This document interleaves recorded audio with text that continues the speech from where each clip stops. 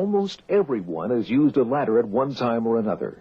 And when you need a ladder, you can almost count on one being nearby, and that it will be easy to set up and use. Unfortunately, falling from a ladder is also easy, and the injuries that result are often very serious.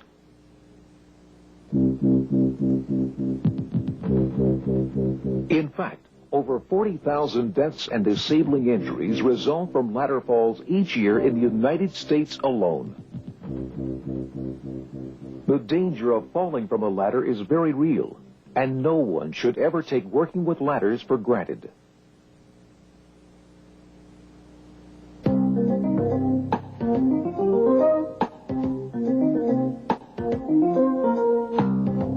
In this program, we will be taking a look at how to use portable and fixed ladders safely. Nearly all ladder accidents can be prevented by starting off with the right ladder for the job, inspecting the ladder to make sure it's in good condition, taking the time for proper ladder setup, and by following a few simple rules for climbing a ladder and working from it safely. Using the right ladder depends upon what the job is and where you'll be doing it. But to begin with, you need to know that there are situations where there may be no right ladder. For example, if you will be working at a height for an extended period of time, if you will need to use a lot of equipment, or equipment that is awkward or heavy, or if you need both hands to exert a lot of force, you probably need to use a mobile lift or some type of scaffolding. But remember, before you use this equipment, make sure you are trained and thoroughly familiar with it.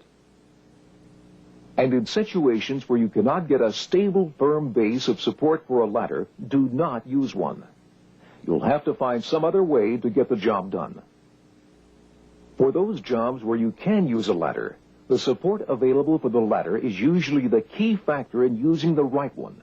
Step ladders need bottom support for all four legs. Straight and extension ladders must have both rails firmly supported, both at the top and at the base.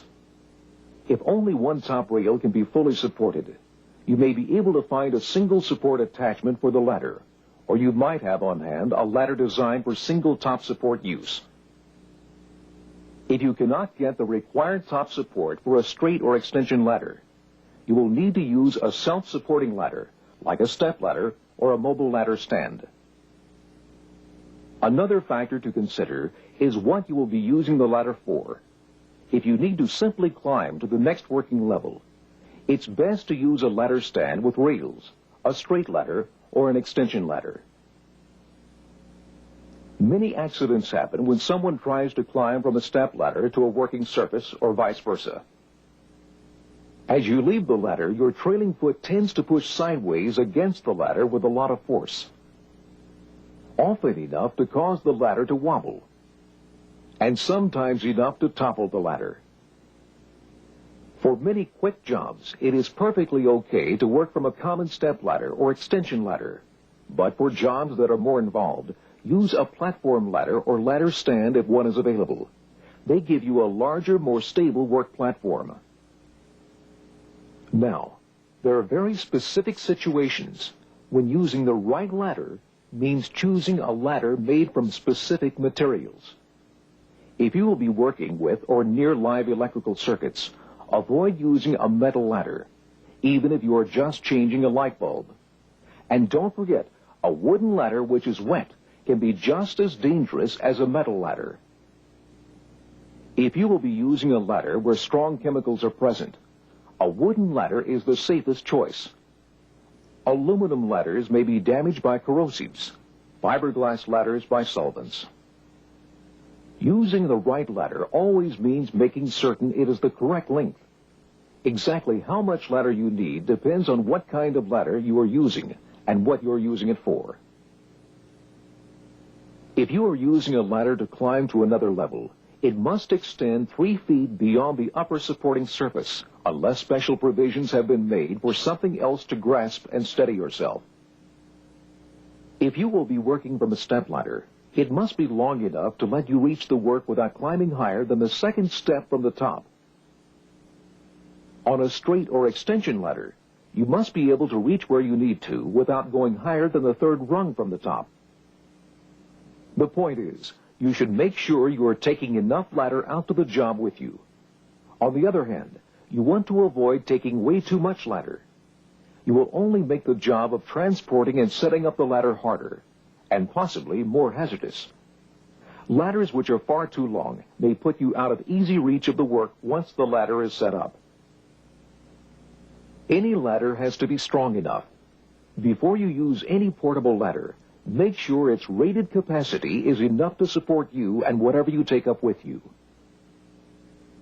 Portable ladders range from Type 3 light duty, rated for 200 pounds, to Type 1A extra heavy duty, rated for 300 pounds. Check the manufacturer's label and use a Type 1A whenever possible. When the right ladder is not handy, people sometimes try to improvise. Don't do it. You'll almost always wind up climbing on something that is dangerously weak or unstable. Never make a ladder longer by lashing sections together. Never stand 1 or more feet of any ladder on a box, barrel, or other object. Avoid using single sections of extension ladders because they are not stable enough on their own. And never misuse a step ladder by setting it up as a straight ladder. A job-made ladder can be very dangerous if it has not been properly constructed. Use a job-made ladder only if it has been cleared by someone who has the authority to do so.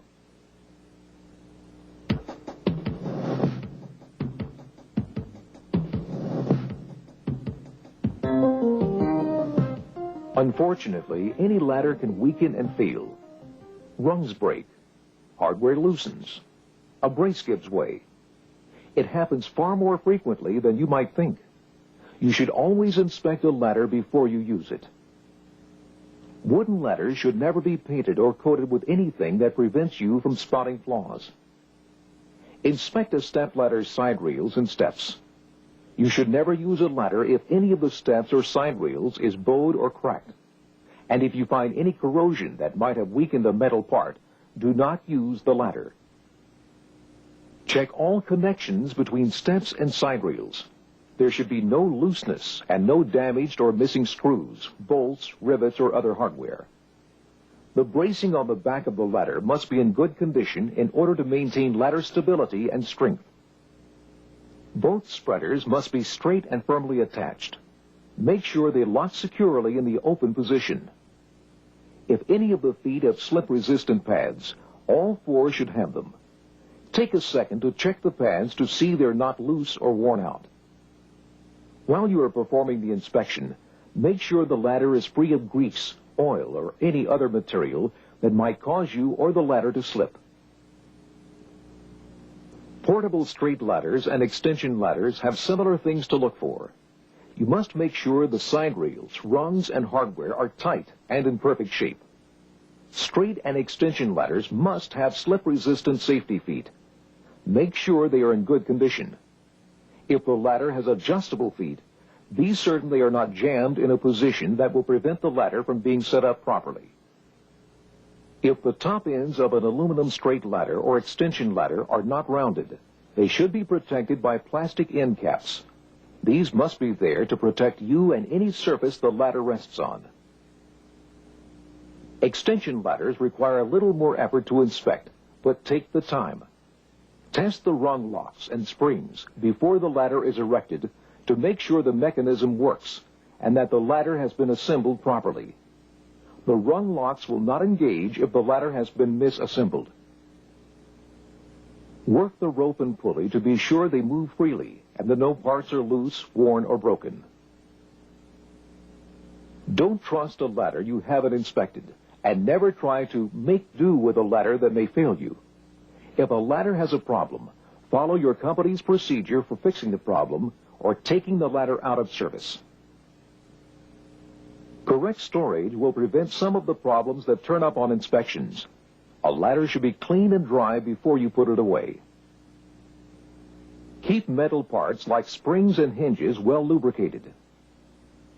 Store ladders in a clean, dry place. To prevent bowing, hang a ladder by a side rail on supports about 6 feet apart and don't store things on the ladder.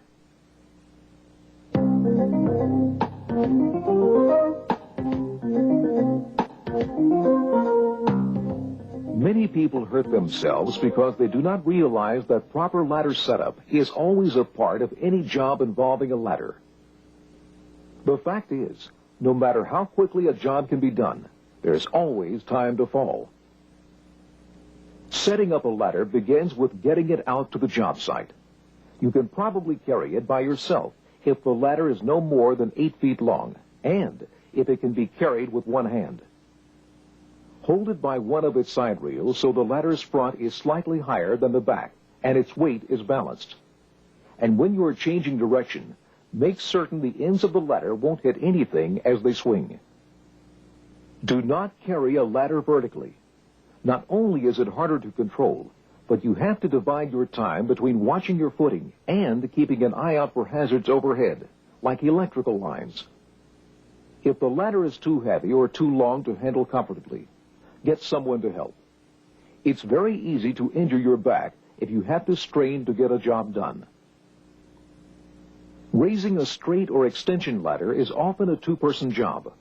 One person should brace the foot of the ladder, while the other starts at the top of the ladder and walks it up rung by rung. Once the ladder is nearly vertical, with it leaning slightly toward the structure that will support it, extend the ladder to the proper height. Finally, lower the ladder into position carefully. Remember, for any ladder to be secure, it needs to have stable support. Be wary of loose gravel, especially if it is layered over a hard surface. Take the time to clear it away so the ladder is resting on a solid surface. And if you are using a straight or extension ladder, remember, both rails must be stable on both top and bottom supports. On a stepladder, double check and make sure both spreaders are fully extended and locked into place. Rock any ladder before you get on it, just to make sure it is stable. Straight and extension ladders are strongest and most stable when they are set up at about a 75-degree angle. Use the 4-to-1 rule when setting up a straight or extension ladder. For every 4 feet of working length, the base should be set out 1 foot. The working length of a ladder is the distance along the ladder from the bottom to the top support. So, when a 20-foot ladder is set up against a wall, its base should be 5 feet from the wall, 4-to-1. An easy way to check the 4-to-1 rule is to stand in front of the ladder with your toes touching its base. Stretch your arms out straight. Your fingertips should just touch the ladder. Sometimes there are situations where you may need to take the time and trouble to secure the ladder.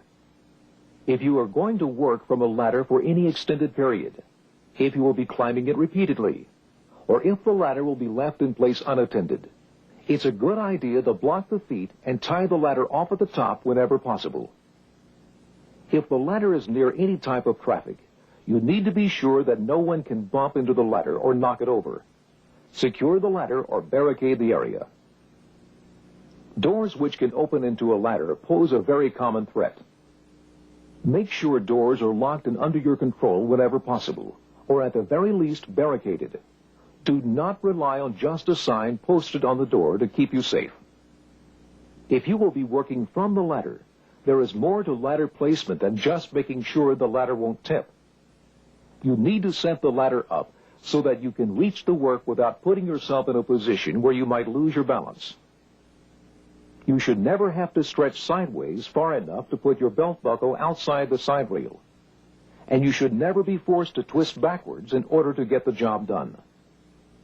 These positions can cause you to lose your balance or cause the ladder to tip. Either way, you lose. Okay, we've spent a lot of time on how you can prevent accidents before you get on a ladder. Make sure you've got the right ladder, that it's in good shape, and that it is set up to avoid unsafe conditions. If you cover these 3 areas, you will have eliminated the causes of 40% of all ladder accidents.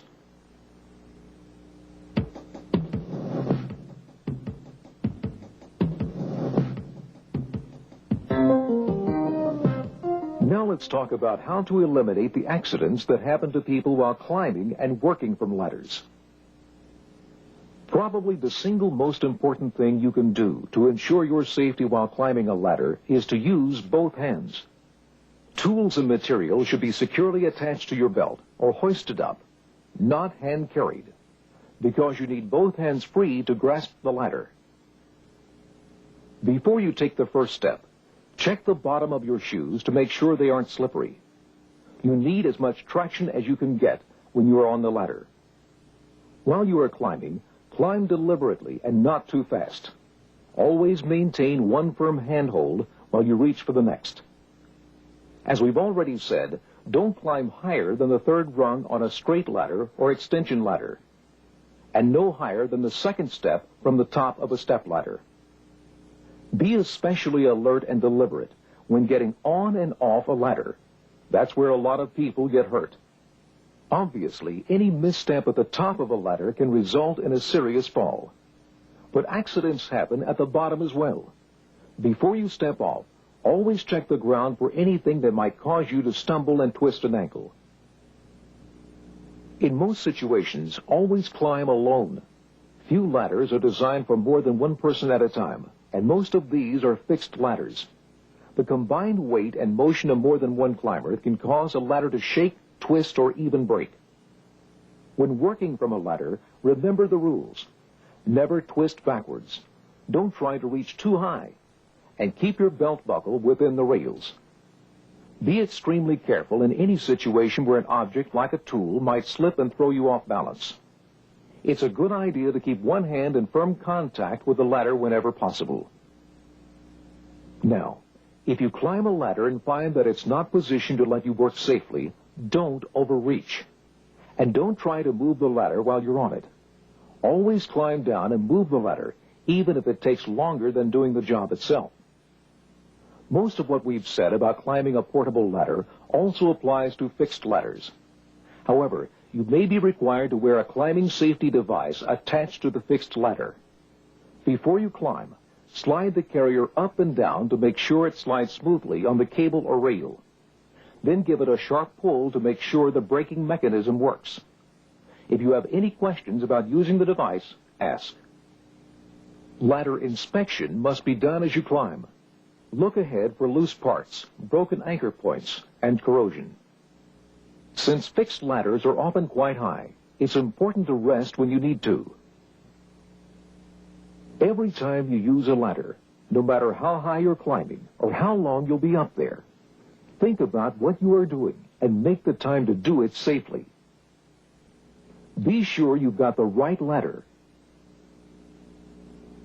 Plan the ladder setup to give you the safest working conditions. Always climb using both hands. And never violate the belt buckle rule by overreaching. Ladders are easy to use and the rules simple. If you follow these safe practices all the time without exception, your chances of having a serious ladder accident will be just about zero.